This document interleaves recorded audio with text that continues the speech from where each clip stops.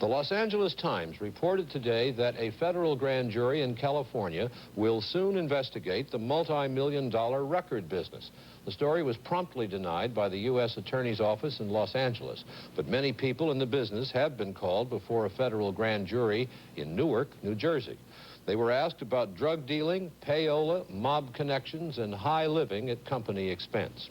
Here's a report from Betty Rollin on rich rock stars and the industry that shares their wealth. The Shah of Iran? No. J. Paul Getty? No. The occupants of these limousines don't rule countries, don't make oil deals. They don't even make million-dollar movies. But they live as if they did all of those things. In their 20s, they are rich, powerful, temperamental, and pampered. They are the Led Zeppelin, a rock group on tour. And in the vernacular of the record biz, where to be merely big is nothing, the Zeppelin is very big. To get around, the Zeppelin uses a chartered 707, the kind of plane President Nixon uses. But the president's plane doesn't have an organ, nor a 15-foot mirrored bar, nor in the private quarters does it have 2 bedrooms and a fireplace. I do like to be beside the sea. Nor does the president travel with an entourage that looks like this. The boys in the Zeppelin have been flying high for a few years now, and they feel their lifestyle is only befitting their station. I'm a bit upset that there's not a pool table on board. Apart from that, I think this is about the best way to travel. The latest estimate is that at least 50 rock superstars earn more than $2 million a year.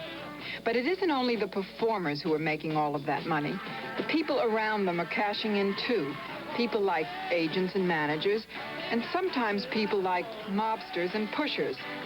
At the heart of the current scandal are reputed mafia hoods who have been after a piece of the rock action through drug dealing, protection rackets, and payola. Of course, no one has profited more from the rock phenomenon than the $2 billion a year recording industry. Scandal or not, the rock recording industry rolls on, and the stakes are high. Of 7,500 new releases a year, only 150 will be hits. So when company heads think they might have a hit, they sort of go crazy. Freak rock is big this year, so when David Bowie came along, a flaming red-haired, self-proclaimed bisexual, RCA put up $100,000 for promotion and publicity to make the chance of a Bowie hit less chancy.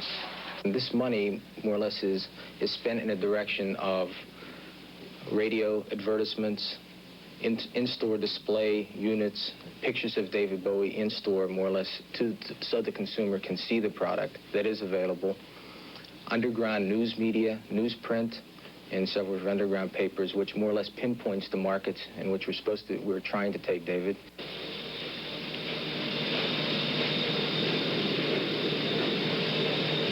Flood this with red.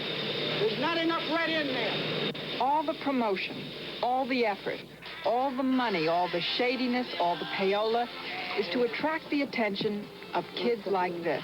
Susan went to see Grateful Dead. She went to... A whole industry turns on the fancy and on predicting the fancy of American kids with cash.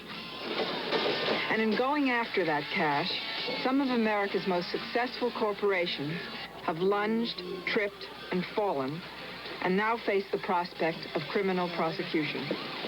Betty Rollin, NBC News.